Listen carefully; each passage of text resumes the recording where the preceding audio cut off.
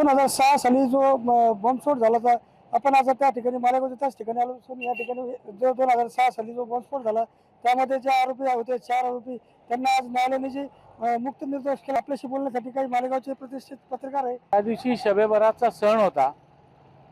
आरोपींना हा साखळी बॉम्ब ब्लास्ट रात्री करायचा होता.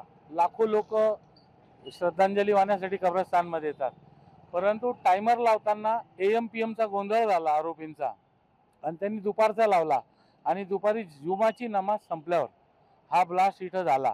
त्याच्यात 37-38 लोक मेलेत 2 ठिकाणी, 300 लोक जखमी झालेत आणि याच्यावर बराच तपास यंत्रणेचा न्यायालय यंत्रणेचा कात्याकूट चालला. हिंदू आरोपी मुस्लिम आरोपी दोघांचा ट्रायल झालं आणि न्यायालयाने आज दोघी पक्ष आरोपींना सोडून दिलेलं आहे. मग शेवटी आमच्या समोर प्रश्न असा आहे की हा ब्लास्ट केला कोणी?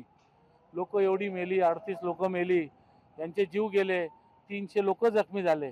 मग हा ब्लास्ट केला कोणी? हे निर्दोष ते निर्दोष, मग दोषी कोण? एक तर यंत्रणेचं कुठंतरी फेल्युअर आहे, अपयश आहे, तपास यंत्रणेचं किंवा न्यायालयीन यंत्रणेचं, किंवा कुठल्या तरी सरकारचं एक स्ट्रॅटेजी आहे की विशिष्ट मतप्रवाह ठेवून हे न्याय निकाल दिले जात आहेत. तर असं न करता न्यायबुद्धीने याचा तपास झाला पाहिजे. मी म्हणतो पुन्हा याचा तपास झाला पाहिजे आणि खरे आरोपी समोर आणून त्याचे पुरावे जुळवाजुळव करून त्यांना शिक्षा झाली पाहिजे. शेवटी आम्हाला हा प्रश्न सतवतो आहे, उलटा ज्या 38 लोकांच्या मृत्यूच्या ज्या वेदना होत्या त्याच्यापेक्षा ही एक मोठी वेदना आहे तर हे पाप केलं कोणी, आरोप कोणाचा, आरोपी कोण, हे जोपर्यंत सिद्ध होत नाही तोपर्यंत ही जखम कायम राहणार आहे.